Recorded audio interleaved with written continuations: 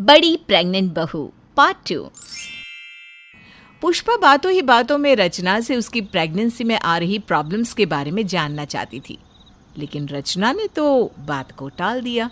रचना जानती थी कि अगर उसने ये बात अपनी सास को बताई तो उल्टे वो उसे ही 10 बातें सुनाने लगेंगी। लेकिन शाम के वक्त जब अमित ऑफिस से लौट कर आता है तो वो रचना से डॉक्टर के बारे में बात करता है। क्या हुआ रचना, क्या कहा डॉक्टर ने? पता नहीं क्या होगा अमित, डॉक्टर ने तो बस मेडिसिन दे दी है, बाकी तो हमारी किस्मत है। सच कहूँ अब तो मुझे डर लगने लगा है, पता नहीं कभी हमारा बच्चा होगा भी या नहीं। अरे अरे रचना, ऐसे उम्मीद नहीं खोते। देखना एक दिन तुम भी माँ बनोगी। और अगर नहीं बन पाई तो क्या होगा? मुझे सारी उम्र ऐसे ही सबकी बातें सुननी पड़ेगी ना। अरे नहीं रचना, ऐसा कुछ भी नहीं होगा। 6 महीने और बीत जाते हैं, लेकिन रचना के प्रेग्नेंट होने की खबर नहीं आती। पुष्पा को अब अपनी बहू की चिंता होने लगी थी। इसी बीच एक दिन शिखा सुबह सुबह अपने कमरे से उठकर बाहर आई। मम्मी जी, भैया, भाभी, मैं आप सबको कुछ बताना चाहती हूँ। हाँ हाँ बताओ बहू, क्या हुआ? वो मम्मी जी, बात यह है कि मिष्टी अब बड़ी बहन बनने वाली है। हैं? मतलब रचना बहू प्रेग्नेंट है? नहीं नहीं मम्मी जी, भाभी नहीं, मैं दूसरी बार माँ बनने वाली हूँ। मैं प्रेग्नेंट हूँ मम्मी जी। अरे वाह शिखा, ये तो तुमने बहुत अच्छी खबर सुनाई। इसका मतलब मैं दूसरी बार ताई जी बन जाऊंगी। हाँ भाभी, लेकिन और भी अच्छा लगता अगर आप भी कोई गुड न्यूज़ सुना देती। देखिए ना, मम्मी को तो हमेशा आपसे ये खबर सुनने का वेट रहता है। राजीव सही कह रहा है बहू, अब तो 6 महीने भी पूरे हो चुके हैं, अब तो बच्चे के बारे में सोच लो। सब लोगों की बात सुनकर रचना इमोशनल हो जाती है और वो जोर जोर से रोने लगती है। रचना के लिए अब इस बात को छुपाना मुश्किल हो रहा था कि वो माँ नहीं बन पा रही है, और इस बात के लिए वो पिछले 1 साल से ट्रीटमेंट भी ले रही है। ये बात अब उसने सबको बता दी, और जिसका डर था वही हुआ। पुष्पा अपनी नाराजगी इतने दिनों से मन में छुपाए बैठी थी, वो बाहर आ गई। मुझे तो पहले ही पता था बहू कि कुछ गड़बड़ है। अरे कितना समझाती थी मैं, लेकिन तूने तो मेरी एक बात नहीं सुनी। मैं मानती हूँ मम्मी जी गलती हो गई, लेकिन अब क्या कर सकते हैं। अब सही कहती थी मम्मी, लेकिन अब जो हो गया सो हो गया, अब क्या कर सकते हैं हम? ये कोई छोटी मोटी बात नहीं है। अरे माँ नहीं बनना कितनी बड़ी बात होती है, तुम्हें जरा सा भी एहसास है या नहीं? अब जाने दीजिए ना मम्मी, भगवान ने चाहा तो भाभी की गोद भी भर जाएगी। इसी तरह कुछ दिन और बीत जाते हैं। एक बार फिर से रचना और अमित डॉक्टर अंजलि के क्लिनिक पर पहुंचते हैं। कुछ कीजिए ना डॉक्टर, इतने दिन से ट्रीटमेंट चल रहा है, लेकिन अभी तक रचना ने कंसीव नहीं किया।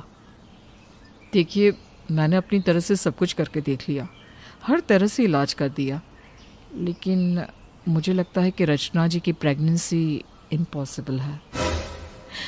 आप डॉक्टर हैं, अगर आप ऐसे बोलेंगे तो कैसे होगा? प्लीज कुछ कीजिए डॉक्टर। देखिए, अब एक लास्ट तरीका बचा है, अगर आप उसके लिए तैयार हैं तो कुछ हो सकता है। क्या तरीका है बताइए डॉक्टर? टेस्ट ट्यूब बेबी, इसी के ज़रिए रचना की प्रेगनेंसी पॉसिबल हो सकती है, लेकिन गारंटी नहीं है, हम बस कोशिश कर सकते हैं। ठीक है डॉक्टर, मैं इसके लिए रेडी हूँ। और इस तरह से रचना और अमित टेस्ट ट्यूब बेबी के लिए रेडी हो जाती हैं और वो प्रोसीजर करवा लेते हैं।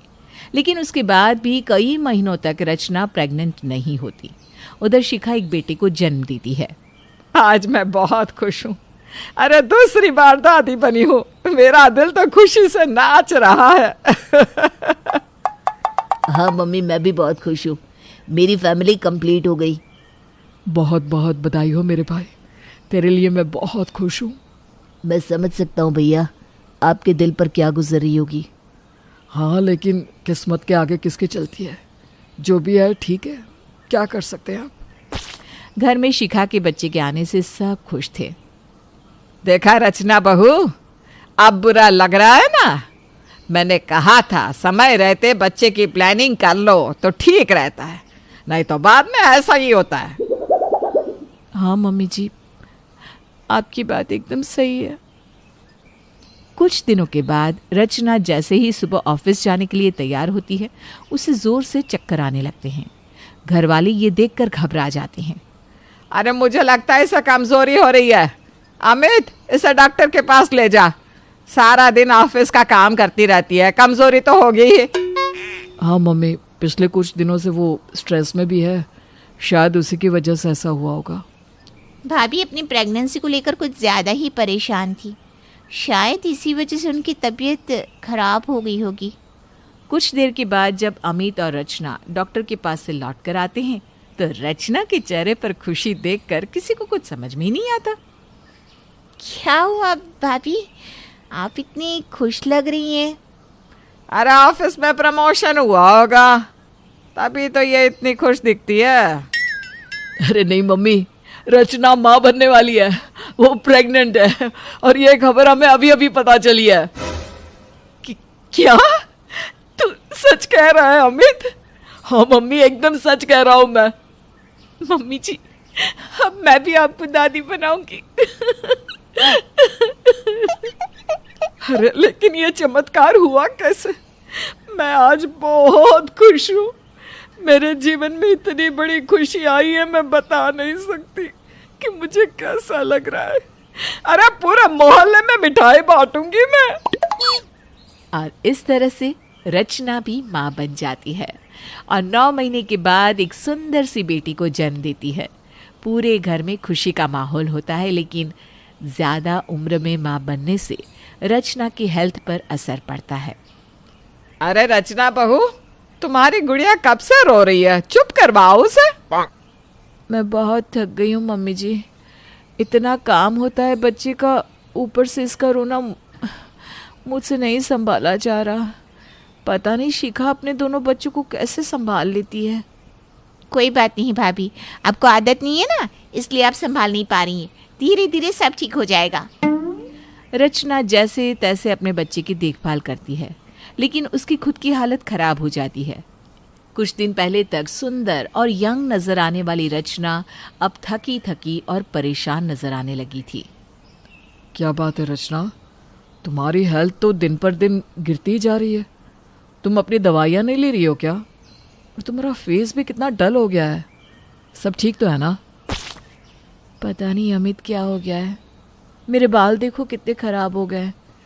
शिखा तो 2 बार माँ बनी, लेकिन फिर भी कितनी फिट और ब्यूटीफुल नज़र आती है, और मुझे देखो क्या हो गया है। मुझे लगता है तुम्हें मम्मी से इस बारे में बात करनी चाहिए। मम्मी जी हमेशा एक ही बात का ताना देती रहती हैं। कुछ दिनों के बाद अमित की चाची उनके घर आती है। अरे रचना बेटा, क्या हुआ? तुम ऐसी कैसे हो गई? क्या बताऊं चाची जी, बच्चे का काम कर करके ना मेरी हालत ख़राब हो गई है। समझ में नहीं आता क्या करूं, बहुत जल्दी थक जाती हूं मैं। हाँ बेटा, समझ सकती हूँ। लेकिन मेरे साथ ही ऐसा क्यों हुआ चाची जी? बाकी लड़कियां भी तो माँ बनती हैं, उन्हें तो कुछ नहीं होता। अगर मम्मी जी से पूछती हूँ तो वो एक ही बात बोलती हैं, देर से माँ बनने के कारण ये सब हुआ है। तुम्हारी सास ठीक कहती है रचना, बड़े लोग ऐसे ही नहीं कहते थे। टाइम पर बच्चा कर लेना चाहिए। अरे एक उम्र के बाद ना इंसान का शरीर थकने लगता है, कमज़ोर पड़ने लगता है। और फिर इतने साल तुमने जॉब किया है, अब ये बच्चे के कामों में मन लगाना इतना आसान नहीं है। इसीलिए ये सब हो रहा है। लेकिन तुम अपना ठीक से ध्यान रखोगी तो सब ठीक हो जाएगा। घबराने की कोई बात नहीं बेटा। रचना को अब बात समझ में आ जाती है। देर से बच्चा पैदा करने के नुकसान भी समझ में आ गए थे उसे।